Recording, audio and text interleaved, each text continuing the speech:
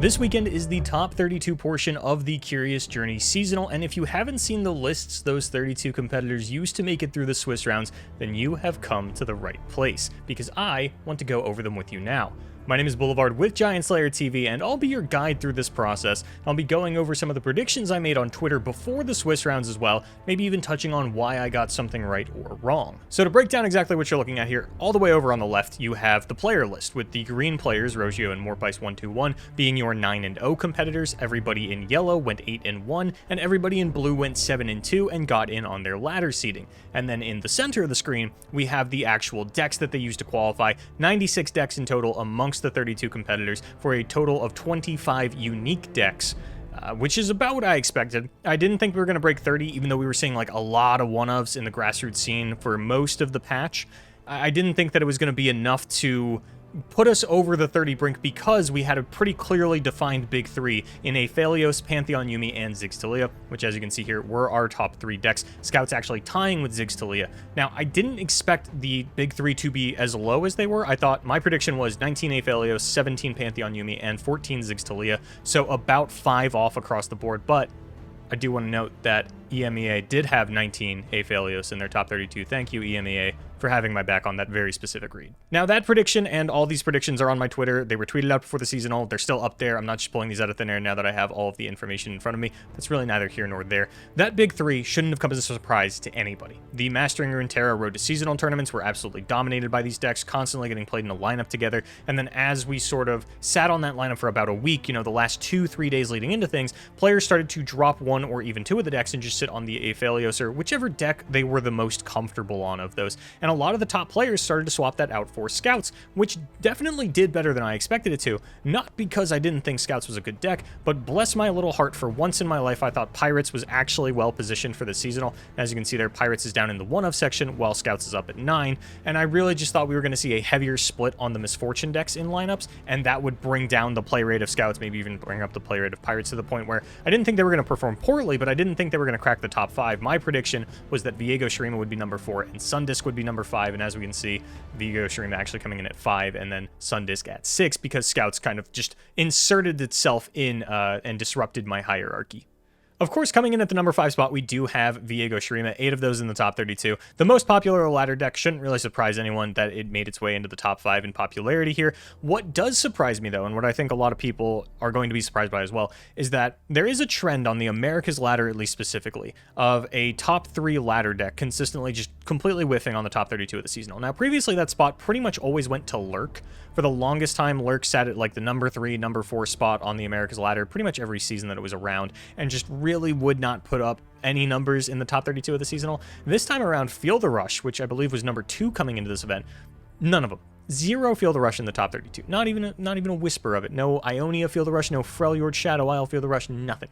Nada. And if you're wondering what's setting Viego apart from Feel the Rush, why this deck was so much more successful, there's quite a few different things. Number 1, you have access to Rite of Negation, right? You don't have to be in Ionia like you do in Feel the Rush in order to get access to that counterspell. Number 2, you're not as susceptible to Quicksand, and Shurima was a pretty popular archetype with Sundisk coming in, followed by Zillion Echo, Ziggs Taliyah, of course, still up there in the top 3 spots. And when you cast a Feel the Rush, you're going for this big overwhelm push, your opponent casts 1 Quicksand, all of a sudden you dealt 0 damage that turn. Viego doesn't really care about getting Quicksanded, it just takes away the Fearsome. They probably had a Fearsome blocker anyway, but because these encroaching mists are getting so big alongside the Viego and the Invasive Hydrovines, the Quicksand just isn't as effective. They're really more about swarming the board and going wide and tall than they are about having 1 or 2 specific units with a big keyword for you to shut down with Quicksand. Number 2 is just Ancient Hourglass is a phenomenal card. A lot of people are picking up on that. 2 mana with upside for the most part in terms of being able to play a second champion alongside your Hourglass, or in the Ziggs Taliyah, we see it used to duplicate a champion that you lock away inside of it, or get a second proc off Herald of the Magus. Those are really the big things that are going for Viego Shurima. And the other one that it has over Feel the Rush is that Viego Shurima doesn't really care about getting denied or getting Rite of Negation. There's no big spell that they're really looking to resolve. Instead, they slam down an Invasive Hydrovine, and you can't write that.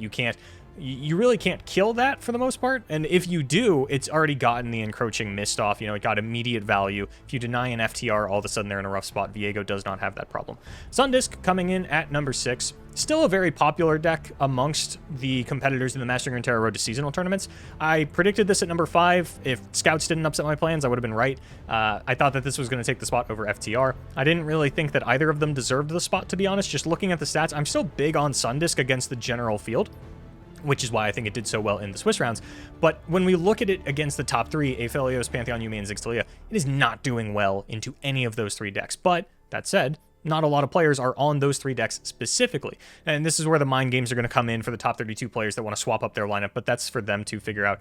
And Zilean Echo coming in at 5 spots, which took me by surprise, but if we control F and we hit Echo, and then we look at the names of the players that brought Zilean Echo, we see Morpice, no surprise there. We see Infinipatrons, again, no surprise that they topped with Zilean Echo. We get down here to Beast Llama and Scathus, absolutely no surprises here. And then we get to Spids, who is a player that I know very little about, other than they are Australian, and I believe the youngest player in the top 32. Don't know really anything about this player, but they did top with Zilean Echo, and they are the one name that I do not recognize in terms of like these dedicated Zilean Echo one tricks. So it's not even sure if it's like, okay, yeah, Zilean Echo was a great deck, everybody slept on it, or if it's just like, well, the 4 people that constantly play the deck are doing very well. But then Spids topped with it as well, and now you really do have to sit here and assess, is Zilean Echo just a good deck? Are people sleeping on this? Because it was a very talked about deck in patch 3.5, fell off a little bit on patch 3.6, just in terms of discussion around it, because it was doing very well into that very specific meta that we had, and then the meta shifted, people's opinion on it fell a little bit. You really don't see it having either the Twitter discussion or the laddered play rate that it did in patch 3.5, but I am very excited to see how it is going to play out in the top 32. If Spids of all players is going to stick on this deck, I imagine that if you topped with Zilean Echo, you're very confident in your Zilean Echo play. Maybe she'll end up running it back. We'll have to see. I'm going to skip over Draven Scion for a second because I do have a point I want to bring up on that. It's going to be a little bit more of a rant, so I'll get to it later. Sivir Akshan makes sense. A lot of players fall back onto this, 4 of those in the top 32. And then this is sort of where we get out of the top 10 towards the lower end of the top 10 of 25 decks, get down into like those 3-ofs, 2-ofs, 1-ofs, and we start to really just kind of look at what's rounding out the top 32 more than using these as an analysis of the meta as a whole. Maybe some of these are going to do well into the top decks that we're seeing, and that's why they made the top 32. Maybe it's just a comfort deck for one of the players that made it. There's really not a whole lot of information to glean by like looking really hard at the 2-ofs and the 1-ofs and things like that. So Victor Ionia is a blanket term because it was 1 Victor Karma, 1 Victor Lee Sin, and then 1 Victor Karma Lee Sin Vi. So for my own sanity, for the sake of clarity, lumped all those under Victor Ionia. The Rubin pile I've actually been getting a lot of questions about, players asking what is the Rubin pile. Back at Empires of the Ascended, there was a Zoe Vi deck that Ruben Zoo hit rank 1 with, and it was this toolbox deck. Many of you are probably familiar with it. I know it was a year ago, but nobody really asked what the Rubin pile was back then. Seeing it a lot now. So when Afaelios got buffed and started getting paired with Victor in this Piltover and Zontargon deck, I took a look at those decks and I said, wow, this is really cool and new. And then I looked at the 34 cards not named Victor and Afaelios, and I said, oh, this is just the Rubin pile, but instead of Zoe and Vi, now we're on Victor and Afaelios. And as time went on, players started to mix and match the Zoe Vi in with the Victor Afaelios to the point where we were getting 3 champion splits, like, okay, we're going to go 3 Afaelios, 2 Victor and a Zoe, or 2 Vi, a Victor and 3 Zoe, or anything like that. So any combination of Victor, Vi, Afaelios, Zoe, the PNZ Targon Toolbox deck, usually playing Submersible as the top end, doesn't have to necessarily though. I just call that the Rubin pile still. Darkness, 2 of Yordles and Arms, Piltover and Zon version, both of them. Ionia Fae. This deck was sort of the last minute adaptation. You had to be in the know to know about this deck kind of thing for like Wednesday, I think is when I started seeing this, when I was doing a little bit of research into a top 10 players to watch video. Now, Ionia Fae, I'm curious to see what's going to come of it in the top 32. Because this is the week that, okay, now everybody knows about Ionia Fae. Previously, it was just like the players that were in the know. Now everybody has access to this technology. I'm curious to see how that is going to work out. There were 2 different variants in the top 32. The popular one, the one that I've seen the most, that Kevor ran, was 3 Tristana and 3 Teemo. And the less popular version, I believe it was Snipe Cross, was playing just Gnar. Single champion Gnar, 3 Gnar, that's it. No Tristana, no Teemo, nothing like that. So Ionia Fae does have a little bit of a breakout potential here in the top 32, might skyrocket in play rate, because if there's one thing Afaelios has reminded everybody of, it is that the Gleaming Lantern package is still very powerful. The Grandfather Fae, go wide with the Hungry Owl Cats. Oops, what's that? You have board wipes? That's fine. I'll go big on a Rainbow Fish target. Really what these Fae decks are looking to do, and I'm expecting this one to go up in the top 32. Plunder, a lot of players were talking about this, sort of right before / during the day of the Swiss rounds as a counter pick to some of the higher end decks. Curious to see how that's going to work out because the top 32 is typically more counter pick heavy than the Swiss rounds. Sivir Auction Fae, you take that Fae package I was talking about, you take the Demacia out of Sivir Auction, you put that in there, a couple of those in Top Cut. Of course, Maitri, number 2 on my players to watch, coming in with their signature Kindred Ionia Viego, the only Ionia Viego in the top 32, but Maitri keeping that alive for me. And then, of course, Ikados, Victor Ezreal Shellfolk, starting off the one-ofs, or rather, the second one-of. And then Invoke, this was Prism Sword, ran a Victor Afaelios Glorious Evolution. And if you're wondering what makes that Invoke instead of the Ruben pile, the answer is just Mountain Scryer. Blowing through the rest of the one-ofs here to get to this Draven Scion point. Afaelios Lux, shout out to Maitri for having the most unique lineup of all the competitors, having the only Afaelios Lux in Top Cut, the only Kindred Viego, and one of only 2 Yordles in arms. Jace Heimer getting kept alive by Thomas Zamo, one of the best players in Latin America. Tribeam Control getting kept alive by Monterey, that good old Caitlyn Ezreal. Spiders and Nardarius both going to MDM Mystics, who rounded out their lineup with Scouts. And JLo, the top 8 competitor from the World Championship, keeping the Pirate archetype alive from all these other Scouts players. Now, the reason that I want to talk about Draven Scion is because there was a huge discrepancy, much larger than we typically see, between the EMEA top 32 and the Americas top 32.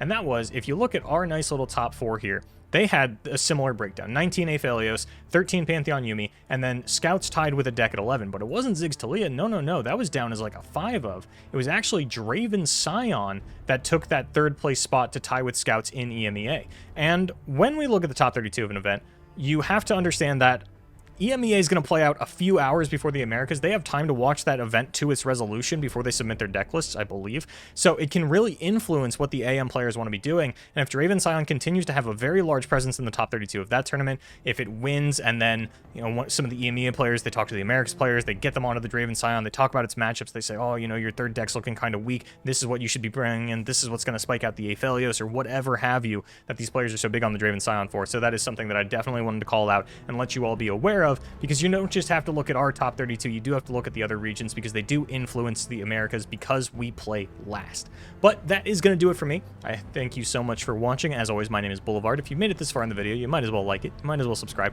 Let me know in the comments down below if there's a deck that you were surprised either did or did not make it, because I'll be honest, there were not as many one-ofs as I thought there were going to be, and I am surprised by the lack of Fielder Rush. But thank you so much for watching. I will see you this weekend for the top 32. I will be casting the top 8, so I will not be on for the pre-show, so this is sort of me getting my predictions out there and talking about the top 32 with all of you. Since I will not be on until later, I'm not going to really have time to go for a meta breakdown. But thank you so much, and I will see you this weekend on the official Legends of Runeterra Twitch channel.